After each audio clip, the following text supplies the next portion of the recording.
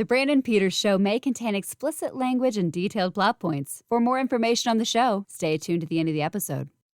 The summer of 2015 at 10. Welcome back to the Brandon Peters Show as we cap off another week of the summer of 2015 at 10 with a music video companion. This week, we're talking Selena Gomez, Good For You. And returning to discuss that, it's Greg McGoon. Woo! I am excited to be back for this one. I love Selena Gomez, so that's great. All right, but before that, let's talk about the movies we talked about this week. Get your thoughts on them if you've seen any of them. This one's cool. This was our first. We only end up having a few of these. First 5 movie week for the episode, and the first one is called The Gallows. Did you see that? Yes. I was watching a podcast the other day that was talking about this too. I liked The Gallows, and the person in the podcast, or not podcast, the YouTube video did not like The Gallows as much from this. I liked it though. All right. Selfless. Like self/less. /less. It's got Ryan Reynolds. Yes, I have seen it. I don't have much recollection of it, but I know I've seen it. Gotcha. No, yep. Strangerland, Nicole Kidman movie. Oh, I've seen everything she's done. I just don't, they blend together. So yeah, it's a family just adult life in a rural outback town is rocked after their 2 teenage children disappear into the desert, sparking disturbing rumors of the past. Yeah. Then we have Sean Baker's Tangerine. Oh, yeah. Good movie. I didn't see that when it came out, but I have seen it since, of course. Gotcha. And then Minions. Oh, Ever heard of them? I mean, those yellow Tic Tacs. Yep. Yeah. All right. So, Good For You is the lead single from Selena Gomez's sophomore album, Revival. The album also featured singles Same Old Love and Hands to Myself and Kill 'Em With Kindness. This record, she claims, was influenced by the Christina Aguilera album Stripped. This is the second song of 2015 to debut in the top 10 when it came out. Gomez and A$AP Rocky, he is on, depending on which version of the song. The radio version had him. The first that when it dropped as a music video, it didn't have him and it had a different beat, but then he was added later. This is both of them's first top 5 single. Was certified triple platinum, peaked at number 5, and was her highest charting song until Lose You to Love Me in 2019. She performed this song on Taylor Swift's 1989 tour, and producers said this would never be a single, let alone the lead single of an album, and Gomez pushed back and said, "Nope, this is my first single, motherfucker." And here we are. So, what are your thoughts on this song? This song is so like sexual, like sexy, and it's a hot song. It really, it's relatable content for me. It is. I shouldn't relate to it that much, but the whole philosophy behind it. I mean, to be fair, one of the co-writers was a gay man, and I did go down a rabbit hole on this one a little bit. And one of the because it was Julia Michaels and Justin Tratner or something.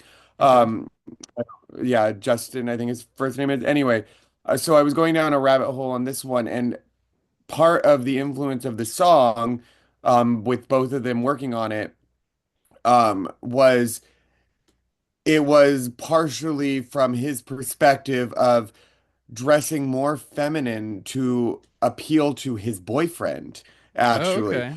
So there is some like gay undertones to this thing, which is maybe why it's relatable content. Not necessarily the femininity aspect of it, but if you even watch like the music video of it, she's not dressed in a provocative way in what you would think of like lingerie or anything. Right. She's in kind of like oversized shirts, or just kind of looser clothing, but it's still very like the allure and the appeal of it, and it's just sensual, and it's my type of romance and passion, and I know for like Selena Gomez and like from her Disney Channel days to her kind of evolution as like pop Hmm. girl, to showcase herself in a like, oh, this room must be quite cold. We can tell by your t-shirt type of situation. It did kind of elevate it, but then a lot of those Disney girls did kind of want to show that they weren't really that Disney girl anymore. So they went like so a lot of them did go their own way with it, and she just took it in a very classy and yet comfortable way. Like she looks comfortable with it. Right. She looks empowered with it. It really does get me going.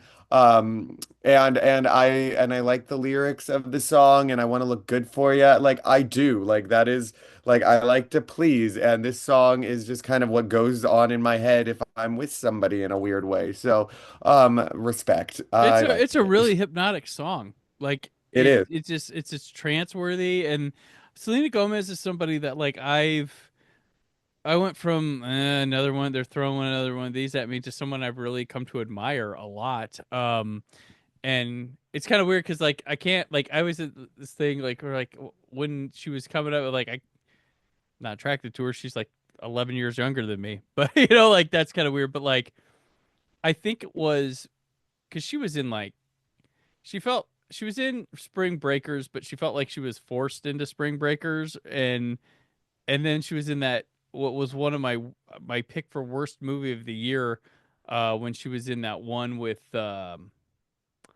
she was in some car movie with Ethan Hawke, and it was terrible. Oh yeah, I know what you're talking about. But like I remember seeing her on SNL for this stuff, for this one, and I think she did Hands to Myself on there. And I just remember being like, and I think she hosted too. I think it was a twofer when she was on Yeah. there. And I was just like, holy cow, she's really got a lock on what she's doing. Like this isn't like it didn't feel fake, phony, or like, please look at me now, I'm a sexual being type stuff.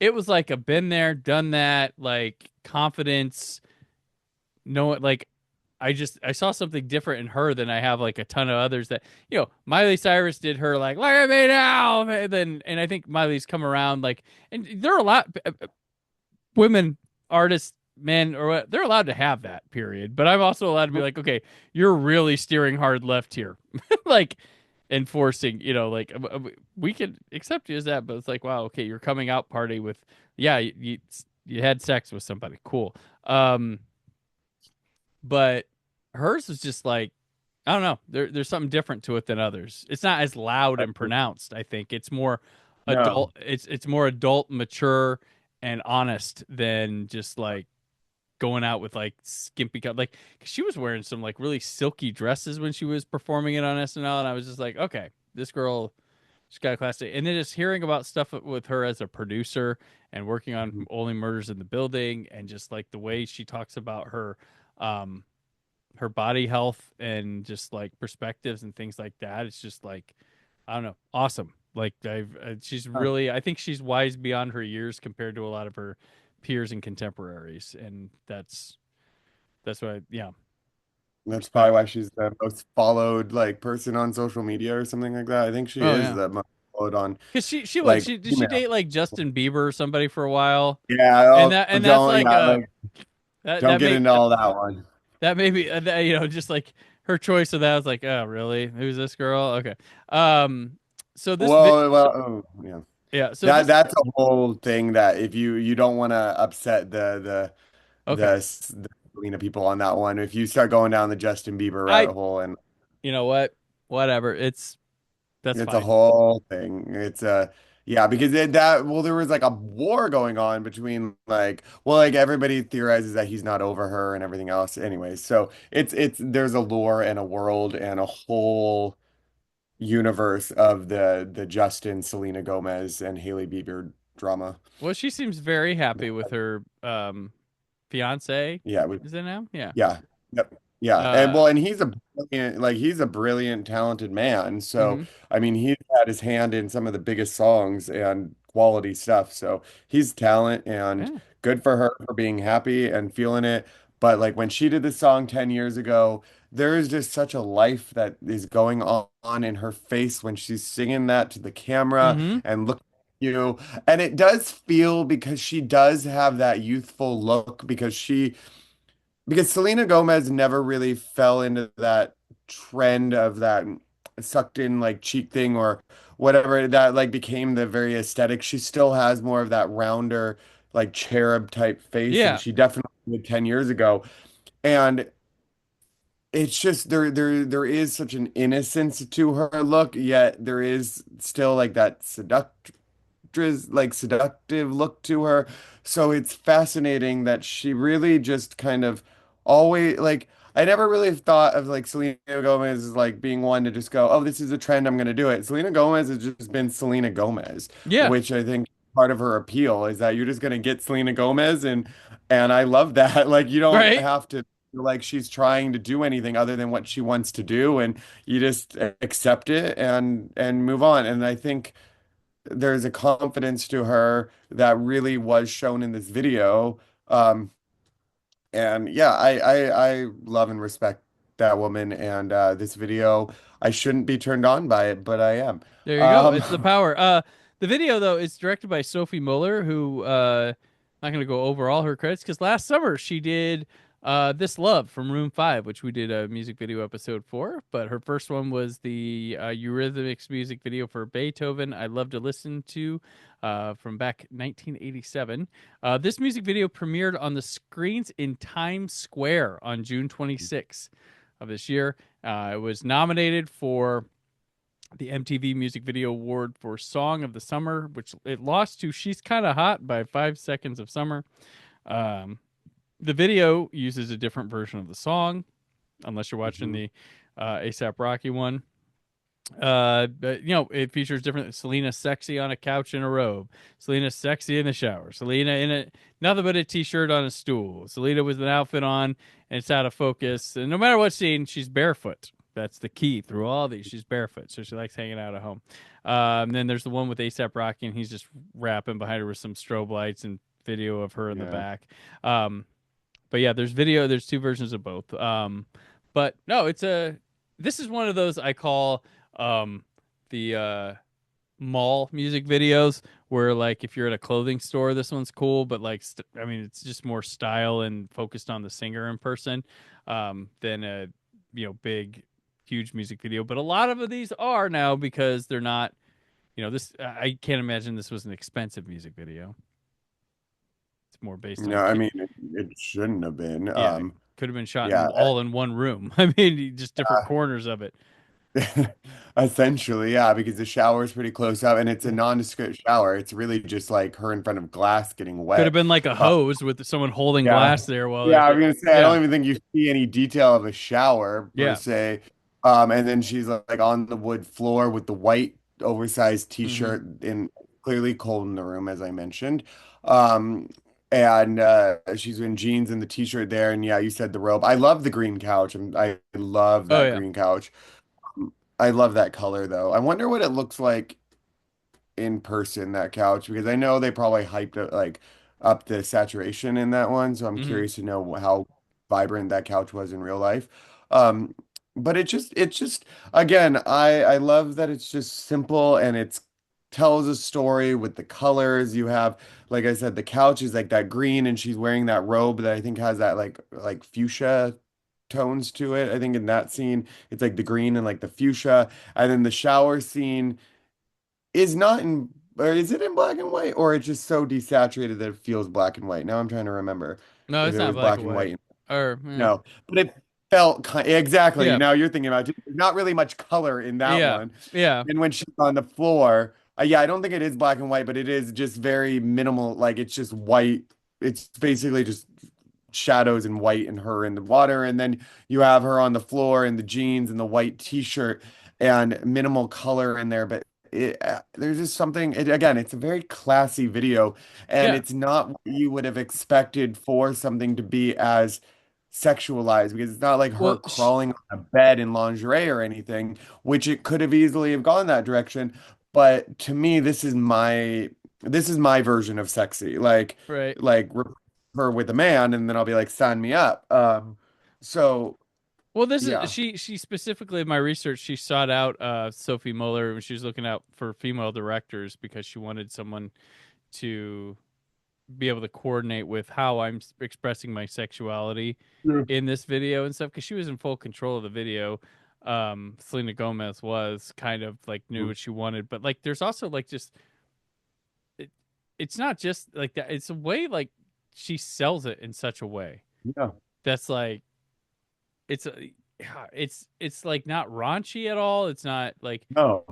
it's tempting, but like there's I keep going back to the word elegance with her sexiness. There's Yeah. like not and it's not old timey either at the same time. No.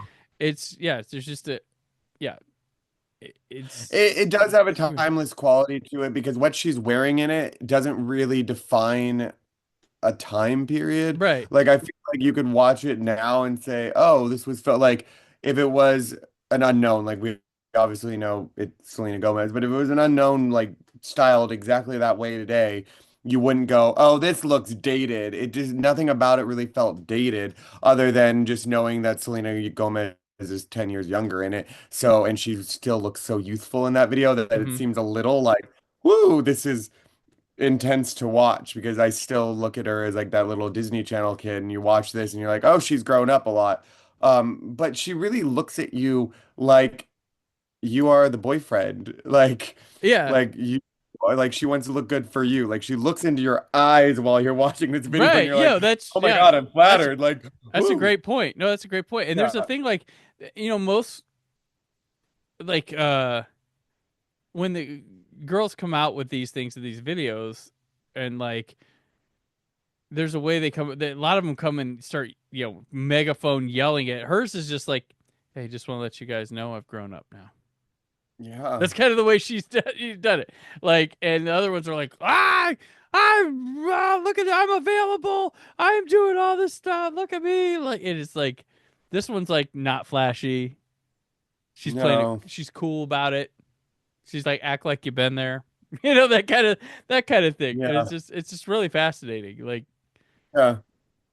Which I mean, but maybe she did it that way because she saw the other versions of doing it and said mm-hmm, like maybe had the other people not have been as outspoken with maybe their transition into adulthood or more mature things, mm-hmm. maybe she would have been like, you know what, I want to go bigger for it. Like I don't know if like you don't really know. I mean, it's just the way she did it was the way she did it, and I love Yeah. her for that because that's the way she wanted to do it.